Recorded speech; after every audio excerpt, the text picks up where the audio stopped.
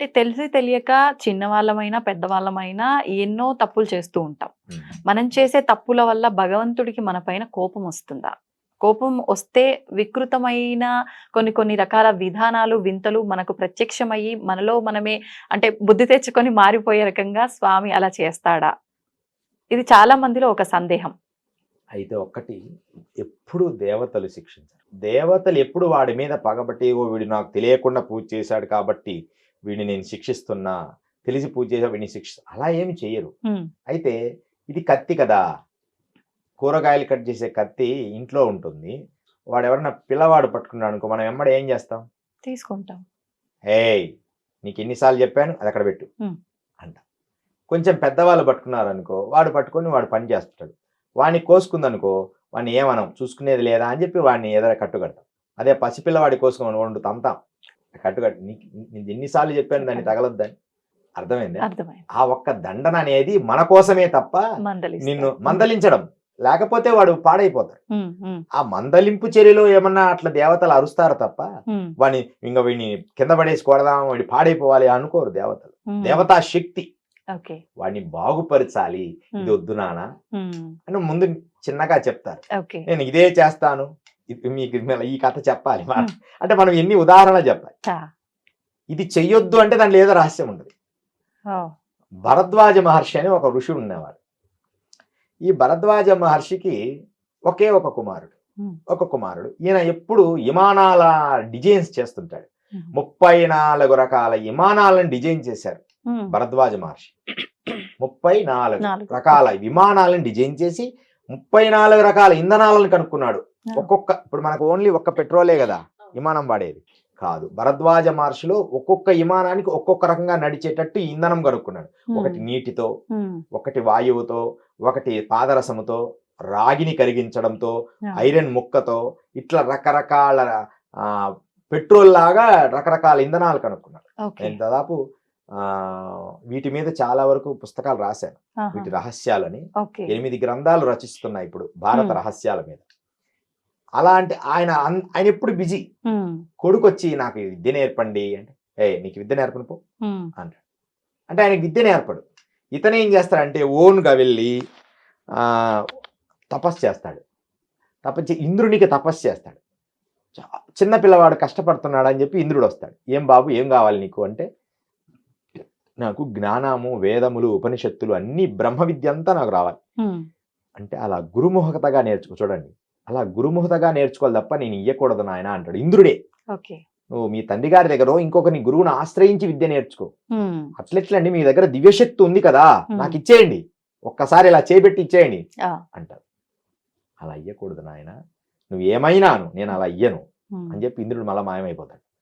నువ్వు మాయమవుతావా, ఎలా రావో చూస్తా అని చెప్పి మళ్ళీ ఇంద్రుడికి వస్తుంటాడు. చేస్తుంటే ఒక నీటిలో ఉదయాన్నే స్నానానికి వెళ్తారు కదా ఆ కుమారుడు, అబ్బాయి నీటిలో నిలబడి, ఒక అతను స్నానానికి వెళ్ళినప్పుడు అక్కడ ముసలివాడు ఆ నీటిలో ఉన్న ఇసుక తీసుకొని నీటికి గట్టు వేస్తుంటాడు.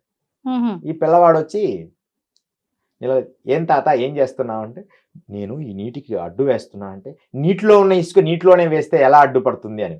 మరి నువ్వు బ్రహ్మజ్ఞానం ఎలా అవుతున్నావు, నీలోని శక్తియే నువ్వు అలా ఎంత అడ్డుకట్టు కట్టినా అది నిలబడదు. ఒకేసారి ఇలా నువ్వు దాంట్లో ఉన్నదే అలా అక్కడ వేస్తే నీకు విద్య నిలబడదు. నువ్వు శాస్త్రీయంగానే విద్య నేర్చుకోవాలయ్యా, గురుమతగానే నేర్చుకోవాలి విద్య. ఏదో ఒక గురువు పేరు చెప్పినా కూడా ఆ విద్య నేర్చకూడదు. దాన్ని ప్రమాణపూర్వకంగా నీకు నేర్పించారా విద్య ఇది? ఇప్పుడు నీకు వారాహి నేర్పించాడా, రాజశ్యామల నేర్పించాడా? అలా విద్య నేర్చుకుంటేనే విద్య వస్తుందయ్యా అని చెప్తాడు. వినడు. నువ్వు నా అంతటా నాకే బ్రహ్మ విద్య కావాలి, నా అంతటా నాకే దివ్యశక్తి కావాలి, నువ్వు ఇస్తావా పోతావా? ఎంత చెప్పినా వీడు అనడు. మళ్ళీ వీడి కోసమే చేస్తాడు, ఇంద్రుడి కోసమే. అప్పుడు ఇంద్రుడు తీసుకొచ్చి హస్తప్రయోగం, అది మనం కదా శక్తిపాతం లాగా తన చెయ్యిని పెట్టి తన లోపల 5 చేతులు ఇలా పెట్టి తన లోపలికి దివ్య జ్ఞానాన్ని ప్రసాదించిన తర్వాత ఇక సంతోషం. ఒక పిల్లవాడు క్లాస్లో ఫస్ట్ వచ్చి కప్పు వచ్చినప్పుడు తల్లి దగ్గరికి వస్తాడు, ఉరుకుతా, అమ్మ నా కప్పు వచ్చింది. అరే దేంట్లో వచ్చిందిరా, రన్నింగ్ రేస్ చేసాము, నేనే ఫస్ట్ వచ్చాను అంటాడు. మనకి చాలా సంతోషం ఇస్తుంది. కానీ ఈయన పోయి, నానా నాకు దివ్యశక్తులన్నీ వచ్చేసినాయి అంటాడు. ఎలా వచ్చినాయిరా, నేను నేర్పకుండా అన్నీ వచ్చేసినాయి దివ్యశక్తి. ఎంత తప్పు చేశావు నాన్న, కొంచెం ఆగకూడదు? నాకు సమయం ఉన్నప్పుడు నేర్పించేవాడినిగా, నాకు కొంతకాలం సమయం కావాలంటే, నువ్వు ఎంతకాలం నాకు విద్య నేర్పడంలా, నా స్నేహితులు పక్కోళ్ళంతా విద్య నేర్చుకున్నారు, అందుకని నేను ఇంద్రుడి దగ్గర నుంచి శక్తులు సంపాదించా అంటే, సరే ఏదో చేసావు కానీ ఎట్టి పరిస్థితుల్లో నీ స్నేహితులు ఉంటారు కదా, భరద్వాజ మహర్షి మిత్రుడు ఒక ఆయన ఉన్నాడు, ఓకే. ఒక ఆయనకు పిల్లలు ఉన్నారు, మీ స్నేహితుల ఇంటికి మాత్రం నువ్వు వెళ్ళకాక ఎప్పుడు అని చెప్తాడు. ఇది ఒక్కటి గుర్తుపెట్టుకో అని భరద్వాజుడు చెప్తాడు. చెప్తే వాళ్ళ స్నేహితులు కూడా దేశాలను తిరిగి గొప్ప గొప్ప రాజుల్ని మెప్పిస్తారు వాళ్ళ పాండిత్యంతో. ఇతను కూడా వాళ్ళకంటే గొప్పవాడి, ఎందుకంటే ఈ దేవతల నుంచి వచ్చింది కదా శక్తి, దేశమంతా తిరిగి గొప్ప శక్తిని నిరూపిస్తాడు, నేను చాలా గొప్పవాడిని పండితుడని. అంతా బాగానే ఉంది. మళ్ళీ ఎవరి ఇళ్ళకు వాళ్ళు వస్తారు కొంతకాలానికి. ఒకసారి ఏమరపాటుగా నా శక్తి వాళ్ళకు కూడా ఒకసారి చూపించాలి అని చెప్పి వాళ్ళ దగ్గరికి పోతాడు. అలా వాళ్ళ దగ్గరికి పోగానే ఇద్దరు కొడుకులు ఆయనకి, ఒక కొడుకు భార్య స్నానం చేసి అప్పుడే బయటికి వస్తుంటది, ఆమెను చూస్తాడు, చూసి ఆమె చేయబడుతుంది. అయ్యో. పట్టుకోగానే ఆయన వస్తాడు, వాళ్ళ భర్త వస్తాడు. భర్త వచ్చి హే తెలివి ఏంద్రా అని వాడిని కొడతాడు. కొడితే నన్ను నువ్వు కొడతావా అని వాడిని చంపేస్తాడు వీడి శక్తితో. భరద్వాజ కుమారుడు నువ్వు తప్పు చేసిన తప్పు మళ్ళీ వాడిని చంపేస్తాడు దివ్యశక్తితో. చంపేస్తే వాడి అన్న వస్తాడు, వాడన్న వచ్చి విని చంపేస్తాడు.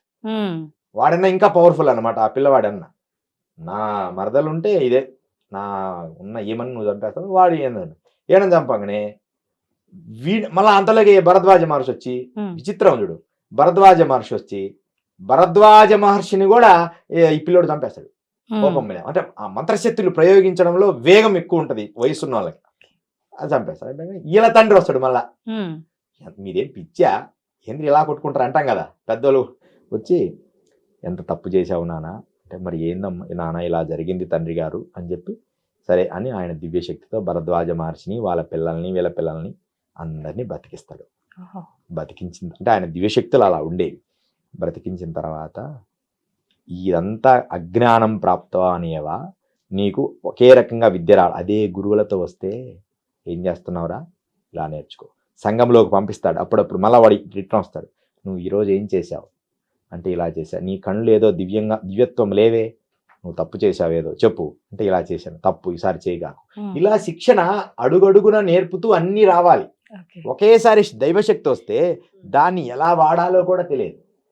పెద్దల దగ్గర ఎలా ఉండాలి, స్త్రీల దగ్గర ఎలా ఉండాలి, ఇంకొకరి దగ్గర ఎలా ఉండాలి, స్త్రీలో ఉన్నప్పుడు వారి పాదాలను చూడాలి, వారి జ్ఞానాన్ని చూడాలి, పెద్దల దగ్గర ఎలా ఉండాలని విద్య వీడికి లేదు, వాళ్ళకుంది. అవును, వాళ్ళకి దివ్యశక్తి తక్కువ ఉండొచ్చు. అందుకని గురుముహతగా విద్య నేర్చుకోవాలి. కాబట్టి భరద్వాజ మహర్షి ఈయన ఉన్నాడు కదా, నీకు సమస్త విద్యలు మళ్ళా పోవుగా, కానీ ఆయన లోపల ఉన్న దివ్యశక్తిని తీసేస్తాడు ఈ భరద్వాజ మిత్రుడు. అప్పుడు తర్వాత నేను భరద్వాజుడే కొంచెం మిస్టేక్ ఉంది, కానీ ఈయన దేవతల కోసం కష్టపడుతుంటాడు ఎప్పుడు. ఒక దేవుడితో వచ్చి నాకు ఆ విమానం చేసి పెట్టండి అంటే ఆ విమానం కోసం కష్టపడతాడు. ఇది తప్పు అని చెప్పి మళ్ళా కుమారుడికి మొదటి నుంచి వనామాల నుంచి మళ్ళా బ్రహ్మ విద్యను నేర్పుతాడు. ఈసారి శాస్త్రీయంగా అలా నిలబడతాడు. అందుకని విద్య అనేదమ్మా, ఎందుకంటే దండింపు గురించి దండిస్తారన్నారు కదా, భగవంతుడు శిక్షిస్తాడా అంటే శిక్షణ ఇచ్చేటప్పుడు శిక్షణ ఇస్తాల్సిందే. అలా శిక్షిస్తేనే వాడు బాగుపడింది. శిక్ష లేకుండా దైవశక్తి వచ్చింది ఏమైంది? మీకు శిక్షణ లేకుండా దైవశక్తి వచ్చింది ఏమైంది? దుర్వినియోగం చేసిండు. ఎప్పుడు ఎలా ప్రవర్తించాలో తెలియదు. అందుకనే విద్య కొంచెం వచ్చినా సరే మంచి గురువుని ఆశ్రయించి అంచెలంచెలుగా విద్య నేర్చుకోవాలి.